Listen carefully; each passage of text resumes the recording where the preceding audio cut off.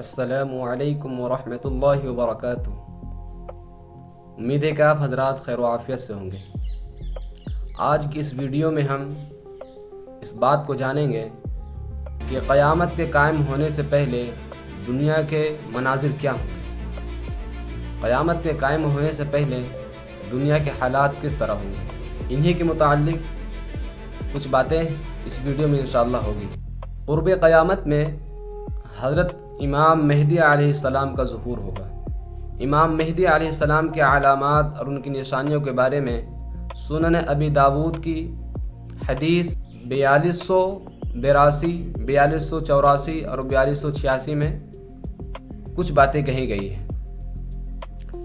امام مہدی علیہ السلام حضرت محمد صلی اللہ علیہ وسلم کی خاندان میں سے ہوں گے، جن کے بارے میں کہتے ہیں المہدی منی او اہل بیتی، امام مہدی علیہ السلام میرے خاندان میں سے ہوں گے، اہل بیت میں سے ہوں گے۔ اور ایک دوسری حدیث آتی ہے المہدی من عطرتی من ولد فاطمہ، امام مہدی میری اولاد میں سے، میرے خاندان میں سے، امام مہدی میرے خاندان میں سے اور فاطمہ کی اولاد میں سے ہوں گے، اور ان کا نام میرے نام کے موافق ہوگا، یعنی کہ جو نام میرا ہے وہ نام ان کا ہوگا، اور لوگ ان کو خانہ کعبہ میں مکہ میں پہچانیں گے۔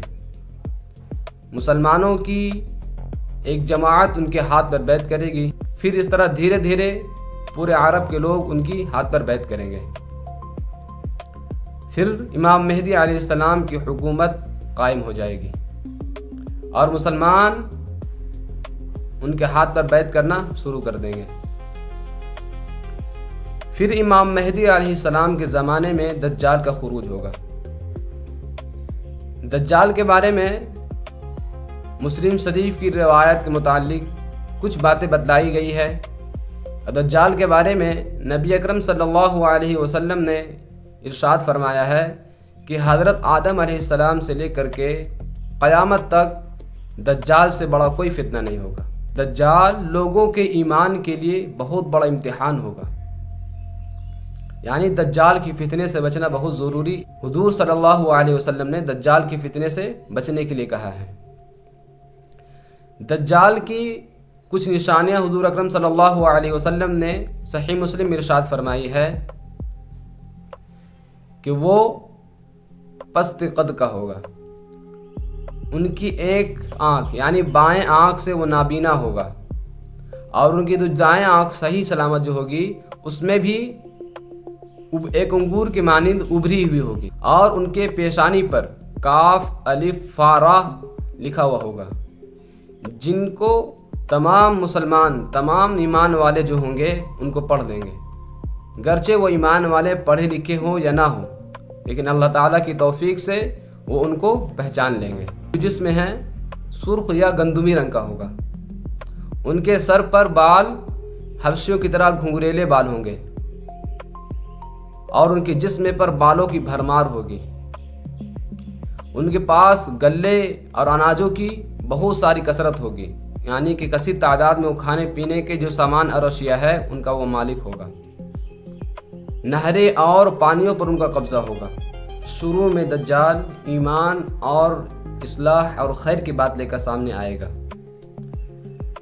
لیکن جیسے ہی ان کے متبعین تھوڑے سے بڑھیں گے تو پھر نبوت کا دعویٰ کر دے گا، یعنی اپنے آپ کو نبی ہونے کا دعویٰ کرے گا اور اپنے آپ کو اللہ کا پیغمبر اور رسول کا دعویٰ کرے گا، اور پھر اس کے بعد وہ اپنی خدائی کا دعویٰ کر بیٹھے گا۔ تو پھر ایران کے شہر اصفہان سے 70,000 یہودی ان کے ساتھ ہو جائیں گے۔ ان کے جانور کے بارے میں آتا ہے، ان کی سواری کے بارے میں آتا ہے کہ ان کی سواری بہت بڑی ہوگی۔ حضور اکرم صلی اللہ علیہ وسلم نے فرمایا ان کے بارے میں کہ وہ ہواؤں سے بھی زیادہ تیز ہوگا اور ان کی رفتار بادلوں سے بھی زیادہ رواں دواں ہوگی۔ زمین کے تمام خزانے نکل کر کے ان کے ساتھ شہد کی مکھیوں کی طرح ان کے ساتھ کھولیں گی اور ان کے ساتھ چکر لگائے گی۔ وہ اپنی تیز رفتاری کی بنا پر دنیا کے ہر ایک کونے میں اور ہر ایک چپے چپے میں دورہ کرے گا۔ اور اپنے آپ کو خدائی کا دعویٰ کرے گا۔ جو لوگ ان کے خدا ہونے کو مانیں گے وہ ان کے علاقوں میں بارش برسائیں گے، اس کی بنا پر زمین سے غلے اور اناج نکلیں گے، درخت پھل نکل پڑیں گے، اور پھر وہ لوگوں سے آ کر کہے گا کہ اگر میں تمہارے مائیں اور تمہارے باپوں کو زندہ کر دوں تو کیا تم لوگ مجھے خدا مانو گے؟ تو لوگ اس بات میں جواب دیں گے، یعنی ہاں میں کہیں گے۔ تو جو دجال کے شیطان ہیں وہ ان لوگوں کے مائیں اور ان کے باپوں کی شکل میں آئیں گے، جس کا نتیجہ یہ ہوگا کہ وہ لوگ ایمان سے پھر جائیں گے اور مرتد ہو جائیں گے۔ اس طرح دجال اپنے فتنے کو پھیلائے گا۔ دجال اس دنیا میں صرف 40 دن رہیں گے، اور ان 40 دنوں میں 3 دن ایسے ہوں گے جو تمام دنوں سے مختلف اور علیحدہ ہوں گے۔ 3 دنوں میں سے ایک دن ایسا ہوگا کہ جو ایک دن 1 سال کے برابر ہوگا، اور دوسرا دن 1 مہینے کے برابر، اور تیسرا دن 1 ہفتے کے برابر۔ دجال صرف اس دنیا میں 40 دن رہیں گے۔ پھر دشمنان اسلام اور تمام یہودی اسلام کے مخالف ہو جائیں گے اور مسلمانوں سے بغض اور حسد اور اسے دشمنی کر بیٹھیں گے۔ دجال اور دجال کے گروہ مکہ مکرمہ پر حملہ کرنے اور ان کے اندر داخل ہونے کی کوشش کریں گے، لیکن اللہ تعالیٰ اپنے فرشتوں کے ذریعے مکہ مکرمہ کی حفاظت فرمائیں گے، اور فرشتوں کی پہریداری کی وجہ سے وہ وہاں گھس نہیں پائے گا، وہ ذلیل و خوار ہو کر وہاں سے لوٹ جائے گا۔ پھر وہ مدینہ منورہ کی طرف روانہ ہوگا اور وہاں جانے کی کوشش کرے گا۔ اس وقت مدینہ منورہ میں 7 دروازے ہوں گے، اور ہر دروازے پر فرشتوں کی پہریداری لگی ہوگی، اور ہر فرشتے ان سے مقابلے کے لیے تیار رہیں گے، لیکن وہ وہاں بھی داخل نہ ہو سکے گا۔ پھر مدینہ منورہ کے اندر 3 مرتبہ زلزلہ آئے گا، تو جو مدینہ منورہ کے اندر جو لوگ بے ایمان ہوں گے، جس کے اندر ایمان نہیں ہوگا، وہ وہاں سے نکل کھڑے ہوں گے، اور وہ جیسے ہی وہ باہر نکلیں گے تو دجال ان کو لقمہ تر کی طرح نگل لے گا۔ جس طرح آدمی کوئی نرم چیز نگل لیتا ہے، اس طرح وہ دجال ان لوگوں کو نگل لے گا۔ پھر ایک بزرگ دجال سے بحث و مباحثہ اور مناظرہ کرنے کے لیے نکلے گا۔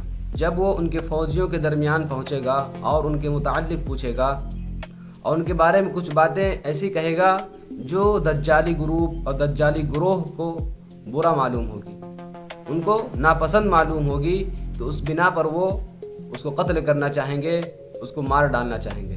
لیکن کچھ لوگ آڑے آ جائیں گے اور اسے کہیں گے ہمارا خدا دجال اس کے بارے میں فیصلہ کرے گا، نعوذ باللہ۔ جب اس بزرگ کو دجال کے پاس لایا جائے گا، ان کے دربار میں حاضر کیا جائے گا، دیکھتے ہی چلا اٹھے گا کہ میں نے پہچان لیا، تو ہی وہ ملعون شخص ہے جس کے بارے میں رسول اللہ صلی اللہ علیہ وسلم نے ہمیں خبر دی تھی کہ تیرا خروج ہونے والا ہے۔ دجال اس کی باتوں کو سنتے ہی اپنے آپے سے باہر ہو جائے گا اور غصے سے درہم برہم ہو جائے گا، اور وہ اس کو قتل کرنے کا ارادہ کرے گا۔ دجالی گروہ اس کو جسم کے 2 ٹکڑے کر دیں گے۔ پھر دجال کہے گا اگر میں اس کو دوبارہ زندہ کر دوں، اس کو جسم کو جوڑ دوں، تو کیا تم مجھے خدا مانو گے؟ کیا میری خدائی تم پر پوری ہو جائے گی؟ تو دجالی گروہ کہے گی ہم تو آپ کو پہلے ہی سے خدا مانتے آ رہے ہیں، لیکن اگر آپ ایسا کر دیں گے تو ہمارے یقین میں اور اضافہ ہو جائے گا۔ دجال یہ کوشش کرے گا کہ اس کو جوڑ کر کے اس کو زندہ کرے، تو اللہ تعالیٰ کے حکم سے وہ بزرگ زندہ ہو جائیں گے۔ پھر وہ بزرگ جیسے ہی زندہ ہوں گے تو پھر وہ چلا کر کہہ اٹھیں گے کہ اب تو مجھے پورا یقین ہو گیا ہے، اور مجھے پختہ یقین ہو گیا ہے کہ تو ہی دجال ہے اور تو ہی ملعون ہے۔ پھر دجال اپنے غصے سے آگ بگولا ہو جائے گا اور اس کو پھر 2 ٹکڑے کرنے کی کوشش کرے گا، لیکن وہ اپنی قوت کھو بیٹھے گا، تو وہ اپنے لوگوں کو، اپنے ساتھیوں کو حکم دے گا کہ اس کو آگ میں ڈال دو۔ تو جیسے ہی ان کو آگ میں ڈالا جائے گا تو وہ آگ ان کے لیے سلامتی اور ٹھنڈک کا باعث ہو جائے گی۔ جس طرح ابراہیم علیہ السلام کا واقعہ پیش آیا تھا اور ان کے ساتھ معاملہ پیش آیا تھا، بالکل سیم ٹو سیم ویسے ہی یہ بزرگ بھی آگ میں جلیں گے نہیں۔ پھر وہ وہاں سے شام کی طرف کوچ کرے گا۔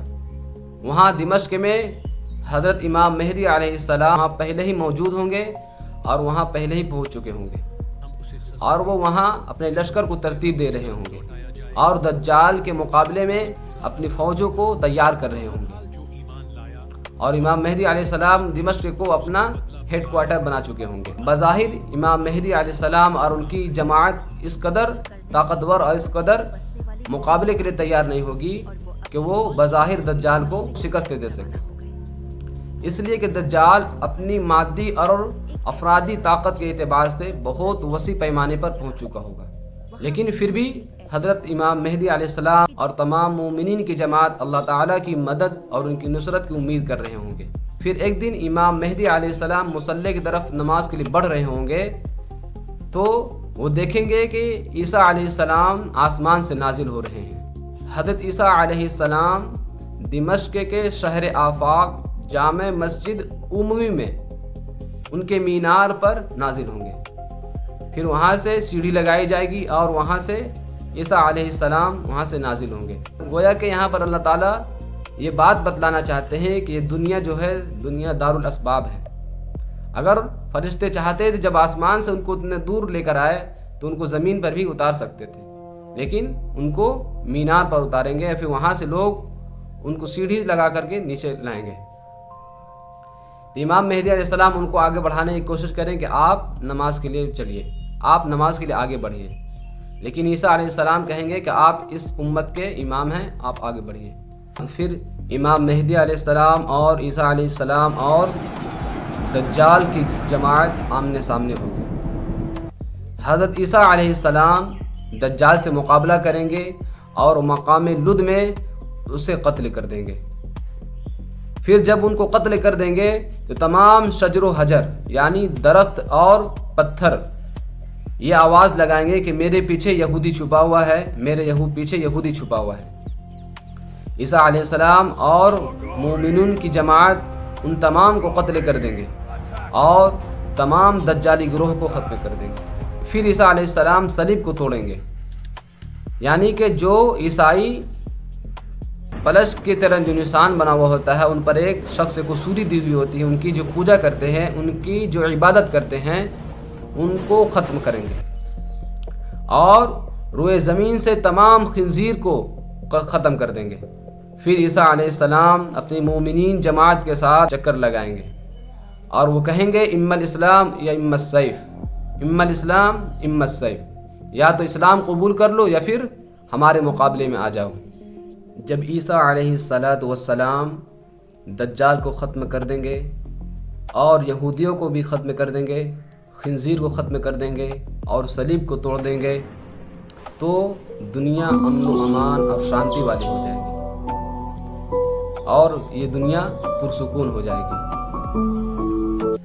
دجالی فتنے کے متعلق حضور اکرم صلی اللہ علیہ وسلم نے بہت سی باتیں بتلائی ہیں اور جو کہ وہ سچ ہونے والی ہے، لہٰذا ہم لوگوں کو اس پر یقین پختہ ہونا چاہیے اور ان کے فتنے سے بچنے کے لیے حضور اکرم صلی اللہ علیہ وسلم نے کچھ دعائیں بتلائی ہیں اور ایک سورہ کہف کی 10 آیات شروعات کی اس کو یاد کر لیا جائے، ان کو ہر جمعے پڑھا جائے۔ ان کے متعلق کہا جاتا ہے کہ ایک ایمان والا، ایک مسلمان اگر جمعے کے دن سورہ کہف کی آیات کو پڑھتا ہے تو پھر اگلے جمعہ آنے تک اگر ان کے درمیان اگر دجال کا فتنہ ظاہر ہو گیا تو وہ اس فتنے سے بچ جائے گا۔ تو لہٰذا ہمیں اس بات کو ہمیشہ یاد رکھنا ہے۔ حضور اکرم صلی اللہ علیہ وسلم کی تمام پیشین گوئیاں سچ ہوئی ہے اور وہ ہونے والی بھی ہے۔ آگے ہم یاجوج ماجوج، دابۃ الارض، سورج کا مغرب سے طلوع ہونا اور مشرق مغرب اور جزیرہ عرب میں زمین کا دھسنا اور پھر اس کے بعد قیامت کا منظر کس طرح سامنے آئے گا، ان کی مناظر کو کون کون لوگ دیکھیں گے، یہ سارے واقعات میں انشاءاللہ اگلی ویڈیو میں آپ لوگوں کو بتلاؤں گا۔